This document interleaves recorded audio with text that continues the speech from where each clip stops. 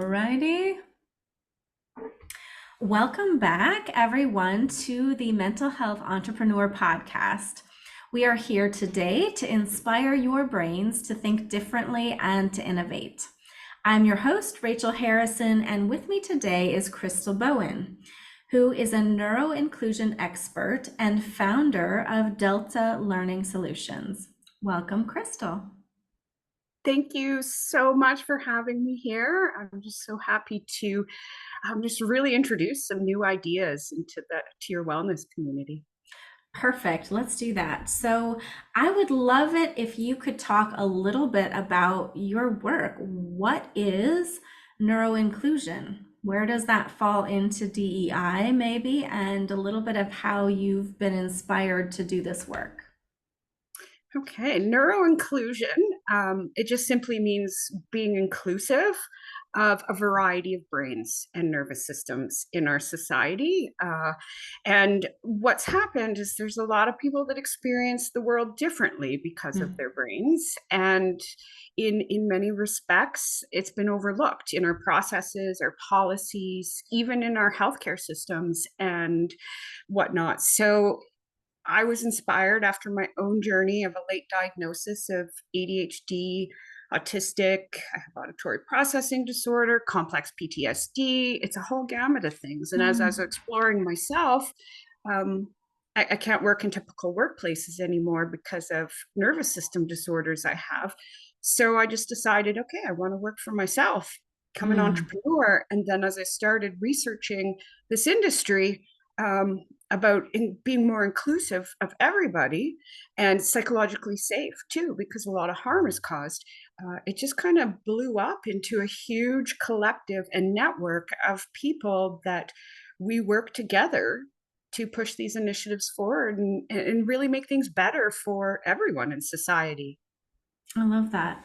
So, can you give an example of work that you do maybe with an organization or a company? Like, what does that look like?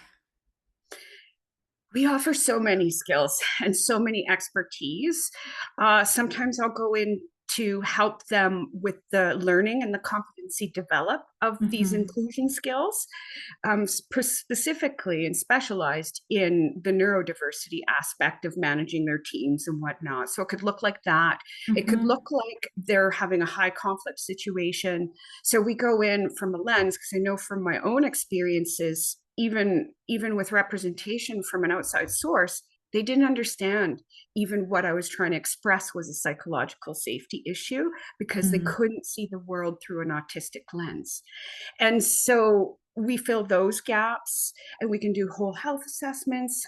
We also work directly with the employment and disability employment sector. There's a huge Mm. intersection there of those two identities. So, I mean, the sky's the limit, really, in what we do. And our focus, when we were doing our strategic plans for this, what we had decided is that our work and everything we do needs to be positioned to handle any industry, any profession, Mm. because these are fundamental concepts that if we start thinking about them, and applying these skills and competencies, honestly, our work and our curriculum and everything could be converted to help the BIPOC community or the disability Mm. community, just change the content, but the behavioral learning. And I think as a therapist and specialist yourself, you know what I mean about rewiring the brain and shifting that mindset so that all those Yeah. biases and microaggressions and hurts and discrimination will, I think we're going to see them peter out a little bit and it's going to make life easier for everyone.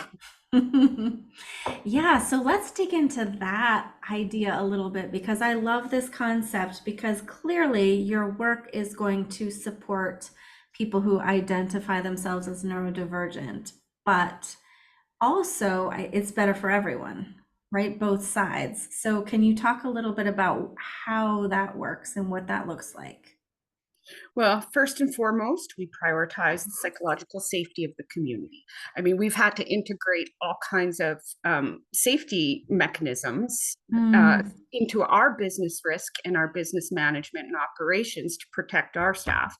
But for the other side, like, uh, I don't think the other side of the perspective. I don't think they're seeing the benefits they're losing out on, and I don't think they're seeing the harm. And inherently, Mm. people want to treat people kindly. They do. Mhm. And so we create a safe space for them to explore that so they can get to a place where their business is thriving, they're personally thriving as a leader or a supervisor or an HR representative or a learning designer or whoever. They're thriving in their ambitions as well. So when we have a cohesive society like that, everyone benefits. And I Mhm. love Dr. Ludmila Preslova's work in this area. She's an organizational psychologist, an Mm. autistic one, and her work is about the canary, in that when we look at the most vulnerable in our society, autistic people are typically more vulnerable than somebody with anxiety or Yeah. something like that. And in terms of all these things.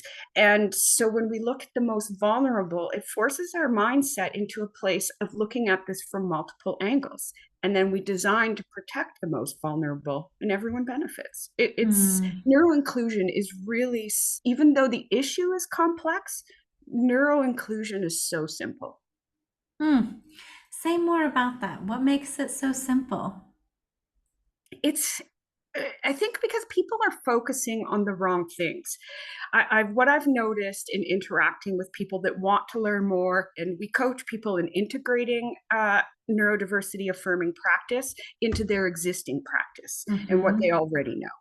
And what a common thing is fears of hurting people, right? So we had to design that into that fears, and they think they need knowledge, right? But when you look at Mm. past studies for in the public health, for instance, or in health and safety on in the workplace, just simply knowing about a hazard isn't going to make me change my behavior. And so they're not taking that deep, and they get so overwhelmed because it is a complex issue. Yeah. So it really is simple. There's just a few core skills that you need to develop, and one of them being how to recognize and have strategies in place to overcome your biases, how to explore your own emotions and stuff. And so Mm. the neuroinclusion framework we use is, what's the barrier?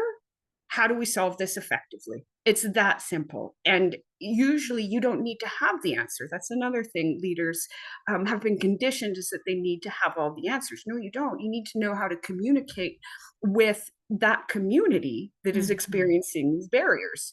And then you come up with a solution that's going to work for everyone. The period. Mm. And so that's what I mean by simplicity, is they think that a they have to do all this stuff, but really, if they just do that, it'll go where it needs to go.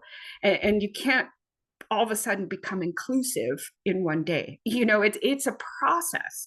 And so the the community just simply wants to see progress. Like, it would be Mm. unrealistic of us to expect perfection from anyone who's interested in becoming inclusive. I think that is so important, just to be able to be open to or trying that progress piece, not having to have it all figured out along the way. That's beautiful. I love that. I'm curious for you, has it been surprising as you've been working with different organizations, or maybe the better question is, what have you found to be the most surprising thing as you're doing this work and trying to support autistic individuals or anyone in the community that identifies as neurodivergent? Ooh, to be honest, not much of it surprises me because Okay. I am autistic and I've Mm. explored these deeply. I've Yeah, analyzed yeah. the situation to come up with this model. But I think one thing that surprised me, and it's to that piece of we had to integrate a psychological safety system into our company, because even I had the expectation that if I were to start working with other mental health professionals or psychological safety experts or people working in wellness, that they would automatically have some of these skills, Mm. right? And I felt I had a false sense of safety there, and so it really surprised me that people working in this profession, and people that were asking me to collaborate with them, would then turn around and get all aggressive just because of how I worded something, when really it comes down to how they socially emotionally interpreted it. So I Mhm. think that was the surprising piece. And I think in workplaces they call it betrayal, when you think that those people are there to protect you and to help navigate this safely, and then whatnot. Like the lack Yeah. of knowledge, the lack of skill, none of that surprised me. It was that rejection, or not rejection, that false sense of security piece. And when I realized Mm. my reality, I think that was a bit shocking and surprising to me. Wow. Yeah, I hear that definitely. So, what about this entrepreneur journey? I want to go back to what you said, and you kind of said that there were limitations for you in working other places. So, that is what led you to start this business. Can you say a little bit more about that journey for you of starting your own business? Uh, it's a lot to wear a lot of hats. And I will be honest, I'm doing this from a place of poverty, right? When you're unemployable and they're not willing, like I've had my Mm, accommodations refused, which are simple ones that aren't even accommodations. Asking for an agenda, that's not an accommodation, that's discrimination, right? So starting it, I couldn't trust people, and I had to do it all myself. So that was really mm, tough. And I'm just really lucky. I have so many mentors that are there, really helping me make it be the best it can be. And that's that collective competency piece. So I just feel so grateful and blessed about the team that surrounds this initiative and that are part of it. Like, I don't want to take credit for it. There's a lot of their ideas that are built out into this business model. One of my instructional designers and multimedia specialists wants to start her own publishing company. So that's part of this business model, right? Um, mm, so yeah, starting it's been hard without investment and funding. And one thing I'm finding is it's just like with the disability community, we're expected to share our stories and stuff for free, whereas you bring in a doctor and they get paid all this big money, but our time is valuable, and we're mm, also expected to carry that emotional labor, and it wears us down physically. So I mm, designed this model so that people like myself who are doing this out of necessity without funding, that we can share our resources and act as a collective. And it's just like any other marginalized community. When you isolate people from each other, or even situations of violence or abuse and stuff like that, when you isolate them from community, then mm, it's a lot harder for them, and they're not going to succeed. So that's what this is all about. Is many of us, not all of us, but many of us have no other choice to earn a livelihood. And I don't qualify for, in Canada, in my province, I don't qualify for disability, because even though I do have disabilities that are preventing me from working in traditional workplaces. That's the difference. I need to be able to do it in a process and in a way that honors my neurodiversity experience, mhm. honors who I am as a person. Like, I don't shower till lunch often. I did today, but because this is earlier than lunch, because my brain's on fire in the morning. So I capitalize on that. I only book so Mm, many meetings. Like, I have to navigate my nervous system, but we are pumping out such high quality and great work and expanding that, yeah. So why don't I qualify for disability? I don't have an intellectual disability, and there were other aspects too. Like, I've been fired and whatnot because I am too smart. And I was not diagnosed, I was labeled as gifted at school as part of the ah, reason nobody knew I was autistic. I yeah. got to do my own thing in school, like, you know.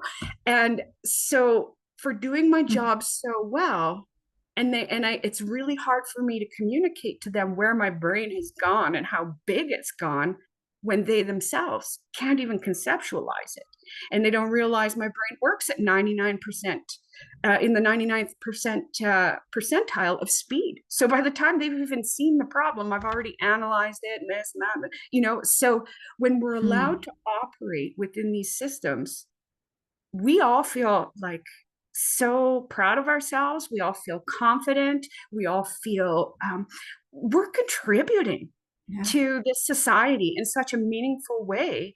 And in exchange, we're fairly compensated for the work and the contributions we're doing. And we don't need to do it all. I mean, sometimes I'll have another team member, hey, I'm not good at this. And we just work in our own systems. So in a way, we're revolutionizing the the business world.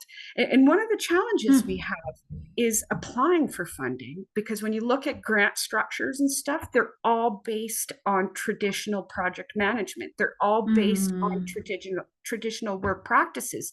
So just inherently, because they haven't looked at that canary Yeah. in other ways of operating, um, we don't qualify on their matrix. So we're faced with all these challenges, but there's so many beautiful brains on this team that we're so creative in thinking out of the box to find a solution for us that'll help Right. us succeed. So that's kind of the culture around here, and it informs all of our business design. I love that. I'm also really thinking about this perspective of mental wellness.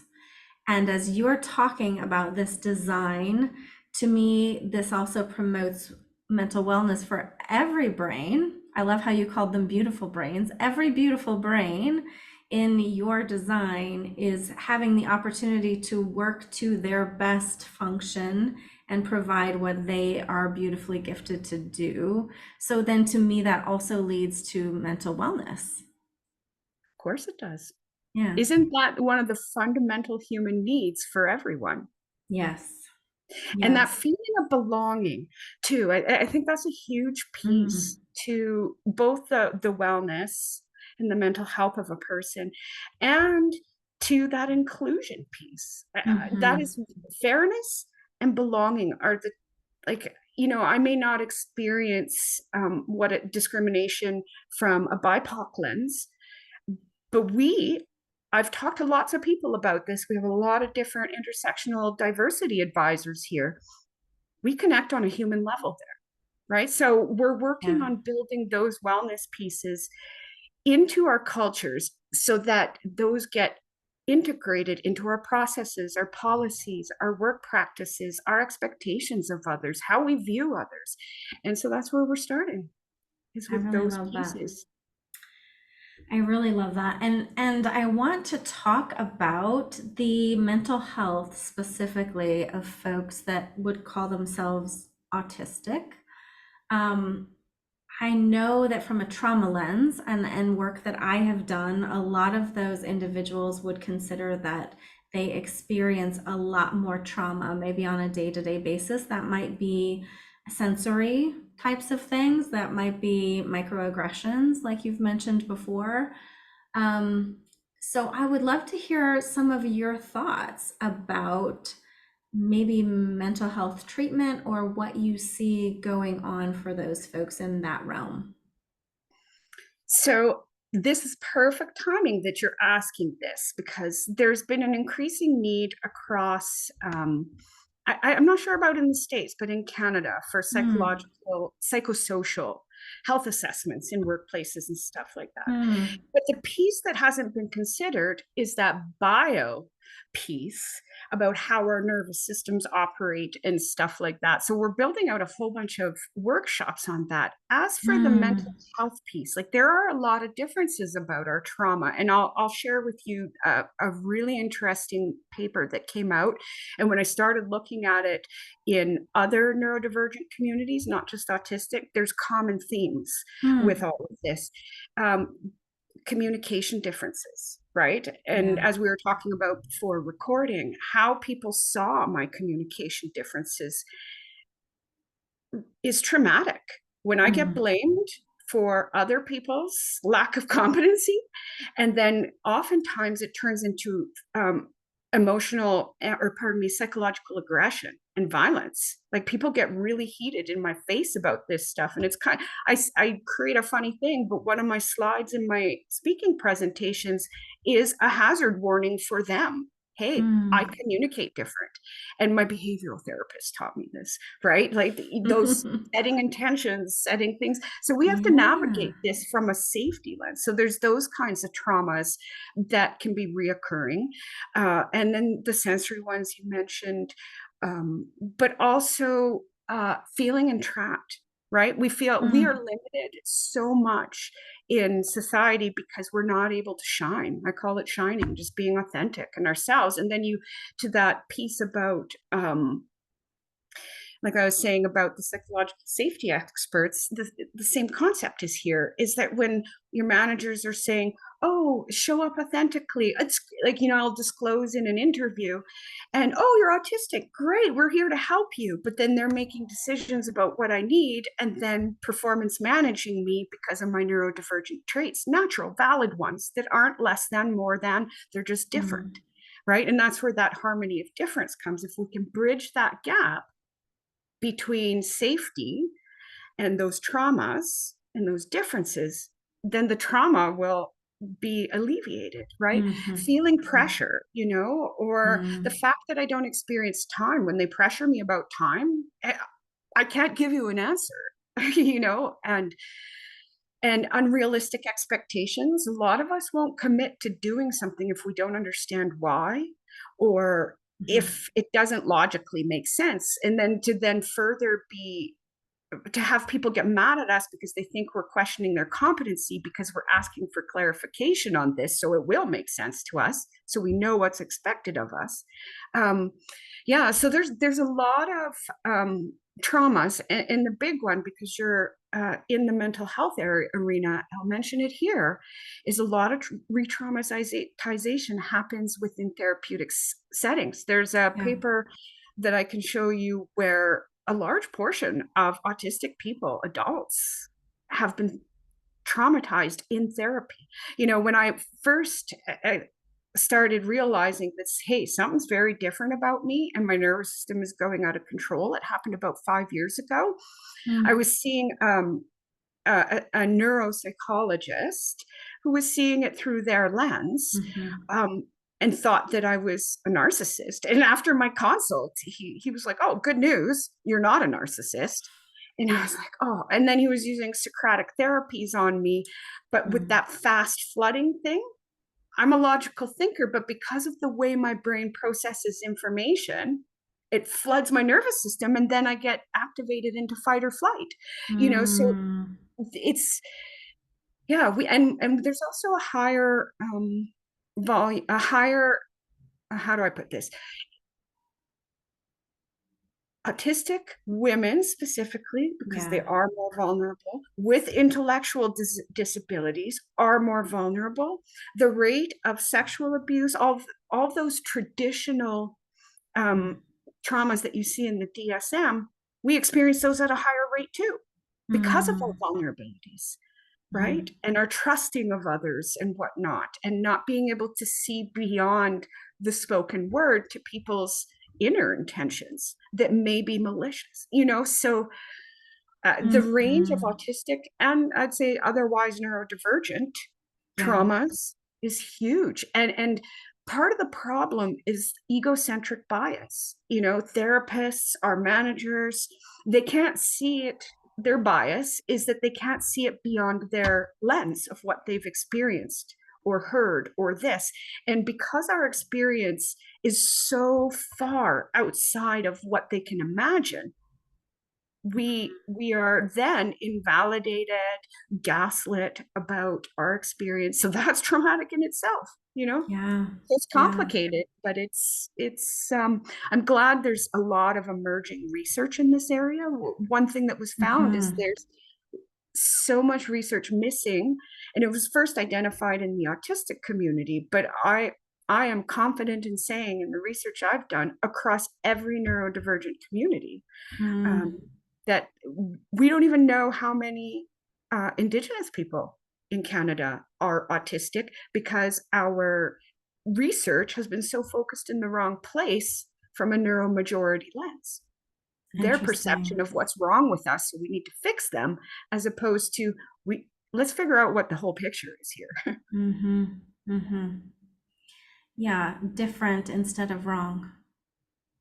Yeah, not less than, not we do I'll be honest in saying we do have to manage the autistic community so that they're not seeing themselves as superior to neurotypicals, even though, our skills are better in some areas too, For right? sure. Because Yes. that's human nature, right? That Uh, superiority piece, that shortcut to judge things and put them into a sliding scale of better than, worse than, mm, or, that's just normal human behavior and psychology. yeah, that's very, very true. Well, this has been such a fascinating conversation. We are almost out of time, but I'm wondering if there is some thought or something that inspires you or something that you would want to share with our audience, whether it be about entrepreneurship or neurodivergent populations or interaction with people that identify that way. Is there any one last thought you would like to leave with our audience today?